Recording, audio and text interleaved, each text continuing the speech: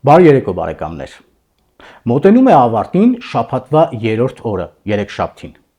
Մեր ժամանակով երեկոյան ժամը 9-ն է։ Լոնդոնում ժամը 6-ն է։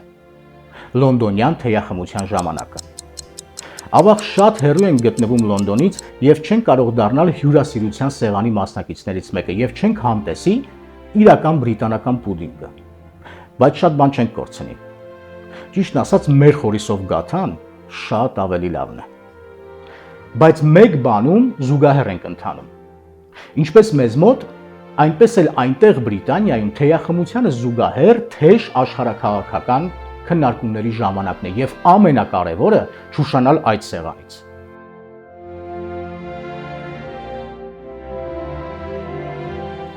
Այո, այսօր խոսելու եմ Բրիտանիայի մասին։ Աշխարհում բրիտանական թագավորության ազդեցության մասին, որը հատկապես վերաբերվում է նաև մեզ հայերիս եւ Հայաստանին։ Բրիտանիան որ տունը մտնում է, այդ տունը քանդվում է։ Եվ ոչ միայն Բրիտանիան, այլև Ռուսաստանը, Ամերիկայի Միացյալ Նահանգները, Ֆրանսիան եւ կապ չունի ցանկացած պետություն, որն իրեն համարում է, դասում է որպես աշխարհակալ ուժ, կայսրություն կամ թագավորություն։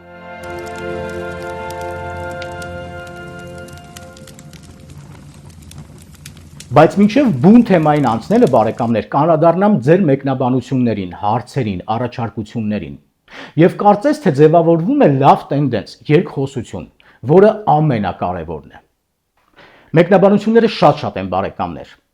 որի համար շնորհակալ եմ իրապես, բայց ֆիզիկապես չեմ կարող անդրադառնալ եւ պատասխանել յուրաքանչյուրին, կարծում եմ հասկանում եք։ Առանձնացրել եմ մի քանի հարցեր եւ ընդհանուր առմամբ բոլոր հարցերն ու մեկնաբանությունները պատտվում են այս թեմաների շուրջ։ Առաջինը. ինչպես դեր կանգնել մեր երկրին, ինչպես վերադարձնել մեր լավ տեսակը։ Կրթվել եւ զարգանալ բարեկամներ։ Մի փոքր բացեմ։ Կա այսպիսի մի եզրույթ, որ ուժն է ծնում իրավունք։ Այո, դա այդպես է եւ ես դրա հետ համաձայն եմ։ Բայց եւս մեկ օրինակ բերեմ։ Արցախյան առաջին պատերազմը հաղթեցինք, ուժը ծնեց իրավունք։ Բայց հետո խելքներս չհերիքեց եւ չկարողացանք դիմակայել մեր թշնամուն եւ պահել ձեռք բերածը։ Այո, ուժն է ծնում իրավունք, բայց կրթությունն ու գիտելիքը շատ ավելի կարեւոր է։ Հարց մտավորականության մասին։ Եթե այլևս չկա այն մտավորը, մտահոգը, ինչ անել։ Սա ամենակարևոր հարցն է բարեկամներ իմ կարծիքով։ Եվ ամենակարևոր խնդիրը։ Պետք է ձևավորվի նոր միտք, նոր մտավորականություն, նոր միավոր, այլապես ելք չկա։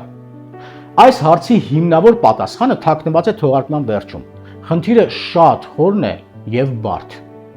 Եվ այն, ինչի մասին այսօր խոսելու եմ, բարեկամներ, կարծես թե կապ չունի Հայաստանի հետ։ Ընդհանրապես, բարեկամներ, երբ խոսում ենք Հայաստանի մասին, միշտ դիտարկում ենք տարածաշրջանի կամ հարևան երկրների շրջանակում եւ այստեղ գործում ենք մեր առաջին ճակատագրական սխալներից մեկը։ Հայաստանի մասին խոսելիս չի կարելի զատել Հայաստանը համաշխարհային կոնտեքստից։ Հայաստանի Հանրապետությունը կորցրեց 30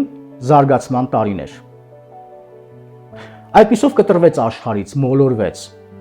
Մենք այդ 30 տարիները անվանում ենք շատ կարճ, 30 անիմաստ տարիներ։ Չինացիներն իրենց կորցրած 30 տարիները անվանում են ամոթի 30 տարիներ։ Հիմա կասեք որտեղ Չինաստանը, որտեղ մենք, բայց պատմությունն ու վերջնարդյունքը մեկն է, նույնն է եւ նույն ու անփոփոխ դերակատարներով։ Երբ խոսում ենք ժամանակակից Չինաստանի մասին, չի կարելի մոռանալ առաջին հերթին Բրիտանիայի, Ֆրանսիայի, Ամերիկայի Միացյալ Նահանգների եւ Ռուսաստանի դերակատարումը այս աշխարհամասի պատմական ընթացքում։ Այս հակամարտությունը ունի խորը եւ դեռ առնահոսող վերքեր եւ արմատներ։ Եվ այս կետից է սկսվում Չինաստան-Արևմուտք թշնամությունը, որը շարունակվում է մինչ օրս։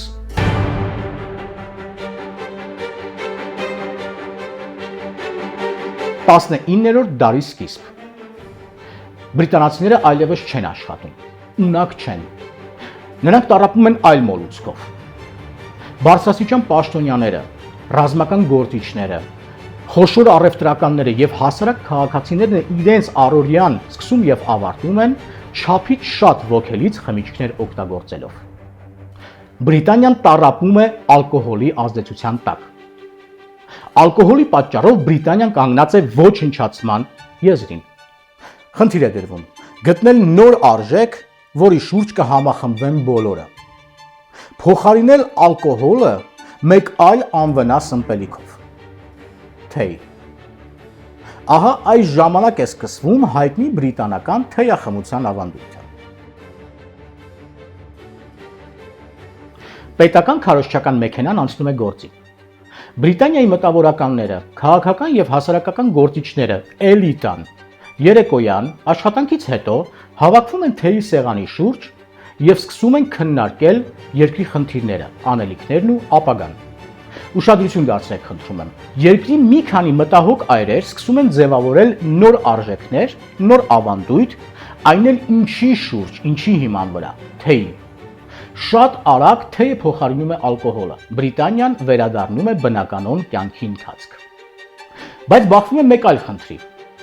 Այն թեյի քանակը, որը ներկրվում է Բրիտանիա, այլևս չի բավարարում պահանջարկը։ Ինչ անել։ Չինաստան։ Չինաստանն այդ ժամանակ ինքնաբավ, գերզարգացած կայսրություն էր։ Համաշխարհային առևտրի 35%-ը պատկանում էր Չինաստանին։ Համեմատության համար նշեմ, բարեկամներ, ներկայիս Ամերիկայի Միացյալ Նահանգների ամենախոշոր բաժնեմասը համաշխարհային առևտրի մեջ ընդամենը 25%։ Բրիտանացիները թեյ գնելու նպատակով ուղևորվում են Չինաստան։ Անվտանգության նկատառումներից ելնելով այդ ժամանակ չինական ցին կայսրության սահմանները օտարերկրացիների համար փակ էին։ Առևտրային նավերը իրավունք ունեին ժամանել միայն Հուանչժոու նավահանգիստ եւ ոչ ավելին։ Բրիտանացիները շատ մեծ դժվարությամբ վերջապես հանդիպում են Չինաստանի Ցյանլուն կայսրին։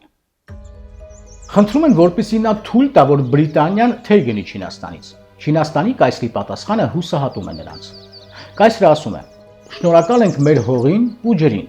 Մենք ոչինչի կարիք չունենք եւ նույնիսկ չեմ պատկերացնում, ինչ կարող եք մեզ առաջարկել»։ Բրիտանացիները ճարահատյալ առաջարկում են թեյի դիմաց վճարել արծաթով։ Կայսրը համաձայնվում է։ Միաժամանակ անց, բարեկամներ, Բրիտանիան կանգնում է մեկ այլ խնդրի առջև։ Գրեթե սպառված են լինում բրիտանական թագավորության արծաթի ստրատեգիական պաշարները։ Թեյ գնելու նպատակով այնքան շատ արծաթ է արտահանվում գանձարանից, որ Բրիտանիային սպառնում է տնտեսական քայքայումը։ Թեյի որոշ չափականակի դիմաց բրիտանացիները Չինաստանին առաջարկում են վճարել ափիոնով, մեզ հայտնի օպիումը, որն աճացվում եւ բժշկական նպատակներով օգտագործվում էր հարևան Հնդկաստանում։ Չինացիների համար անհայտ ապրանք, որը պետք է փորձել, բայց ով պետք է փորձի։ Իհարկե այն մարդիկ, ովքեր պատասխանատու են երկրի անվտանգության եւ առևտրի համար։ Բարձրաստիճան պաշտոնյաները, ռազմական դասի ղեկավարները, խոշոր առևտրականները եւ իհարկե ափիոնը, թմրանյութը դուր է գալիս նրանք, պարզ է, չէ՞։ Չինաստանը համաձայնվում է։ 1830 թվականին Չինաստանը ներմուծվում առաջին ափիոնը։ Արդեն 1839 թվականին, ընդամենը 9 տարի անց, ափիոն օգտագործում է Չինաստանի 90%-ից ավելին։ Հասարակ շարքային բնակչից սկսած մինչև ամենաբարձր դիրք զբաղեցնող պաշտոնյաները։ Այն, ինչ կատարվում էր Բրիտանիայում, հիմա արտացոլվում է Չինաստանում։ Տնտեսությունը խորը ճգնաժամ է ապրում, մարդիկ չեն աշխատում։ Զարգանում է կոռուպցիան եւ ստվերային գործունեությունը։ Ձևավորվում են քրեական խմբավորումներ, որոնք զբաղվում են թմրանյութի ձեռքբերմամբ եւ վաճառքով, որոնք էլ իրենց հերթին հովանավորվում են պետական այրերի կողմից։ Չինաստանը գնում է կործանման։ Ցին կայսրը հրաման է արձակում Հուանչժո նավահանգստում գտնվող պահեստներից արգրավել ամբողջ ափիոնը եւ թափել ծովը։ Բրիտանացիներին առիթ էր պետք։ Մի քանի օր անց Բրիտանիան մեղադրանք է ներկայացնում Չինաստանի կայսրին իրենց ունեցվածքի ոչնչացման կապակցությամբ եւ բրիտանական նավատորմը պատերազմով ներխուժում է Հուանչժո նավահանգիստ։ Չինաստանը սկսում է պայքարել եւ պատերազմել, բայց այստեղ ի հայտ են գալիս այն բարձրաստիճան պաշտոնյաները, որոնց հովանավորության տակ էր գտնվում ապօրինի, ափիոնի շրջանառությունը, թմրանյութի շրջանառությունը։ Նրանք սկսում են խոչընդոտել պատերազմին, Չինաստանի պայքարին եւ սկսվում է դավաճանությունը։ Առաջին պատերազմը տևում է 3 տարի, 1839-ից մինչև 1842 թվականը։ Չինաստանի կայսրը ստիպված անկարողությունից զիջում է։ Կնքվում է հաշտության պայմանագիր։ ըստ որի Բրիտանիայի տիրապետության տակ են անցնում Չինաստանի բոլոր նավահանգիստներն ու առևտրային ճանապարհները։ Բրիտանիային միանում են նաև Ֆրանսիան եւ Ամերիկայի Միացյալ Նահանգները։ Ափիոնը դառնում է այս երկրների համար ահռելի եկամուտների աղբյուր։ Բայց Բրիտանիա չէր լինի բարեկամներ, եթե բավարարվեր ձեռքբերվածով։ Ինչպես հաղորդման սկզբում նշեցի, Բրիտանիան որտեղ հայտնվում է, այդ տունը քանդվում է։ 1856 թվականին Բրիտանիան դիմում է նոր սադրանքի, մեղադրելով Չինաստանին ռազմական ագրեսիայի եւ ռևանշիզմի մեջ։ Սկսվում է երկրորդ ափիոնային պատերազմը։ Չինաստանը օգնության խնդրանքով դիմում է ռուսական կայսրությանը։ Եվ այստեղ ռուսները գալիս են։ Իհարկե ոչ բարեկամներ։ Ռուսները ինչ որ մեկին օգնեն, դրանից հետո իրենք իրենց չեն հարգի։ Իհարկե Ռուսաստանը ինչպես միշտ խոսք է տալիս, որ կօգնի, եւ իր օգնության դիմաց Չինաստանից պահանջում է մի մեծ պատառ հող։ Այսօրվա Ռուսաստանի Դաշնության կազմում գտնվող Ուսուրիսկը, Խաբարովսկը, Ամուրի Կոմսոմոլսկը եւ այդ շրջանում գտնվող բոլոր բնակավայրերը մինչեւ 1860 թվականը պատկանում էին Չինաստանին։ Չինաստանը պաշտպանության դիմաց այս տարածքները փոխանցում է ռուսական կայսրությանը։ Ինչ են անում ռուսները։ Ոչինչ, բացարձակ ոչինչ։ Ասում են փորձեցին, բայց չստացվեց, կներեք։ Բարիս բուն իմաստով այսպես են ասում։ Վերջի վերջո Չինաստանի ցին կայսրության կայսր Ցյանլուն չդիմանալով ճնշումներին ստիպված դիմում է փախուստի։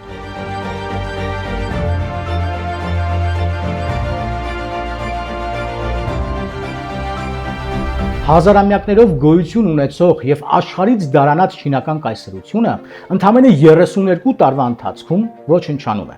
Կործանվում է մի քաղաքակրթություն, որը կսթափվի միայն 100 տարի անց,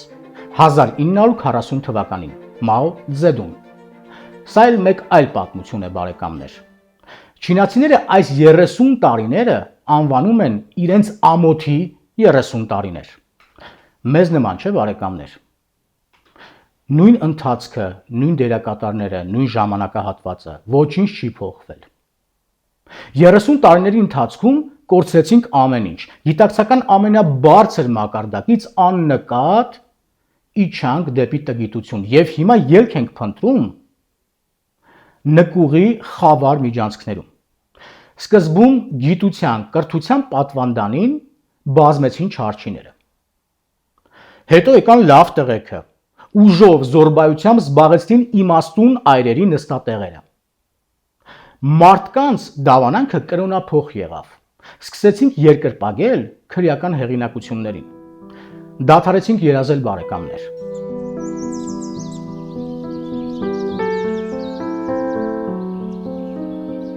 Եվ այն փոքրիկ տղան, որը պետք է երազեր ու դառնար տիեզերագնաց, ֆուտբոլիստ, գրող, հրապարակախոս, բժիշկ, ռազմական գործիչ դեռ չծնված, գնդակահարվեց բուրչո, դև, չլուտ, հոկո, ծիծակ միսակ, քյալ անդո, այսպես անսպառ ու անիմաստ մականուններ կրող քաղաքական գործիչների, իբրև թե բիզնեսմենների իրենց մտավորականներ ներկայացնող քրեածին տարերի կողմից։ Ու մենք սա ընդունեցինք, ոչ միայն չըմբոստացանք, այլև սկսեցինք նմանակել։ Գուցեև սա գիտակցված ընտրություն չէր, բարեկամներ։ Սա ընդամենը իշխանության գագաթնակետին հասած այն մարդկանց աշխարհայացքի արտացոլումն էր, որոնք օժտված չէին պատմական պատասխանատվության զգացողությամբ։ Հաճախ հարցնում եք ինչ անել, բարեկամներ, ինչպես դուրս գալ ստեղծված իրավիճակից։ Նախորդ թողարկումներից մեկի ժամանակ ասել էի՝ պահը կհասունանա եւ կասեմ։ Այսօր այդ ժամանակն է։ Մեր ընկերները, հարազատները, բարեկամները, ծանոթները մեզ հորդորում են, ասում են տղերք շատ լավ գործ եք անում, բայց խնդրում ենք հանկարծ քաղաքական ուղի չբռնեք, մնացեք ձեր շրջագծում։ Այո, ճիշտ եք ասում, համաձայն եմ, բայց միանգամից հարց է առաջանում։ Եթե չկան այն ամուր, կուր, իմաստուն մտավորականները, ով պետք է տեր կանգնի մեր ազգային արժեհամակարգին, ով պետք է ներկայացնի Հայաստանը եւ ինչպես միջազգային հարթակներում։ Եթե քաղաքական ասպարեզում ներկայացված չէ ու չկա մեր տեսակը, խոսքը մեր մասին չէ, բարեկամներ, խոսքս այն մարդկանց մասին է, ովքեր իրականում ապրում են պետականաշինության գաղափարով, ապա ինչպես ենք պատրաստվում պահպանել, զարգացնել մեր պետությունը։ Ասենք մենք եւ մեր նման մարդիկ քաղաքականությամբ չեն զբաղվում։ Ինչ է լինելու, գալու են մարդիկ, այլ մարդիկ, ովքեր շահագրգռված են լինելու միայն իրենց սեփական ճակատագրով ու նորից կատարվելու է այն, ինչի ականատեսը եղել ենք 30 տարի։ Այդպես լինում է։ Իհարկե ոչ։ Այստեղ կարևոր է ամեն մի կարծիք, երկխոսություն պետք է լինի, բարեկամներ։ Բարձրացրած հարցերին արձագանքեք, մեկնաբանեք, գրեք ձեր կարծիքները, ձեր դիտարկումները, համաձայնեք թե ոչ։ Պետք է ձևավորվի երկխոսություն եւ սա շատ կարևոր է։ Մինչ օրս մի թյուր կարծիք կա, որ արվեստը, սպորտը, գիտությունը ցանկացած իր դրսևորմամբ պետք է լինի ապաքաղաքական։ Հարց եմ տալիս, իսկ ինչպես, որտեղ, որ ոլորտում, որ բնագավառում պետք է կրթվեն, զարգանան, ամրանան մեր ապագա քաղաքական գործիչները։ Եթե ոչ թվարկածս ոլորտներում։ Գուցե շատ կտրուկ եմ, բայց սա իմ կարծիքն է, բարեկամներ։ Հիմա մտավորականների մասին հարցի պատասխանը։ Միշտ չէ, որ մտավորականները ձևավորվում են այնտեղ վերևում։ Ճգնաժամային պահերին, ինչպես օրինակ հիմա մեզ մոտ է, ակամա եւ երբեմն հարկադրաբար մտավորականների թափուր տեղը զբաղեցնում է միջին խավը։ Այն մարդիկ, այն մասնագետները, ովքեր գիտեն ինչ է նշանակում ստանձնել պատասխանատվություն։ Հետևաբար, բարեկամներ, առանցքային գաղափարը ոչ թե հերթական դաշինքն է արտաքին աշխարհի կամ որևէ մեկի հետ, այլ առաջին հերթին դաշինք ինքդ քեզ հետ։ Պետություն չի կառուցվում խաղադրույք անելով դաշնակցի ողորմության վրա, այն հիմնված է միայն աշխատանքի վրա, որը կրթությունն է, ներքին անվտանգության վրա, որը տնտեսությունն է, պրագմատիկ արտաքին քաղաքականության վրա, որը առաջնորդվում եւ հիմնված է միայն ազգային շահով, այլ ոչ թե զգացմունքով։ Եվ վերջինը, բարեկամներ, շահի, կրթության եւ զգացմունքի մասին։ Վերջերս մեծ աղմուկ էր բարձրացել Թաթուլի մենահամերգի հետ կապված։ Մինչ օրս համանցանցը ողողված է հակասական տեսակետներով, լավ է թե վատ, այսպես կասեմ։ Արժանացել ենք նրան, ինչին դավանել ենք, իսկ ինչ ենք արել, ինչ ենք ստեղծել մինչ օրս, բացի փող աշխատելուց եւ իրար միս ուտելուց։ 1991 թվին հայոց այգիներն ինչ պտուղ տվին։ Մազերիդ հետ խաղանեմ, վախենամ կնեմ, խորքնով ընկնեմ, արտերս մնան հնձելու։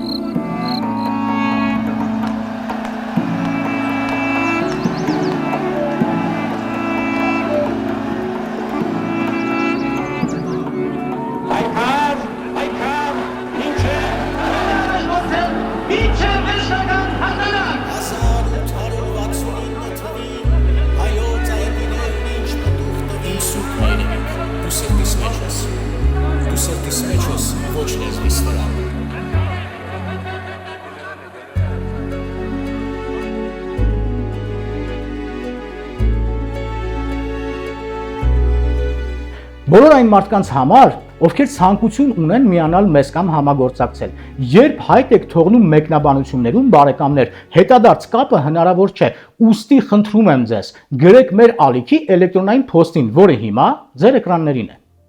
Իսկ այն մարդիկ, ովքեր ցանկություն կունենան ֆինանսապես աջակցել մեզ,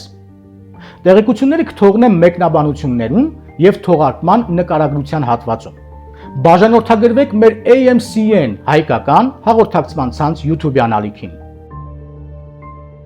Մեկնաբանեք, գրեք ձեր դիտարկումները, տարածեք, կիսվեք մեր տեսանյութերով։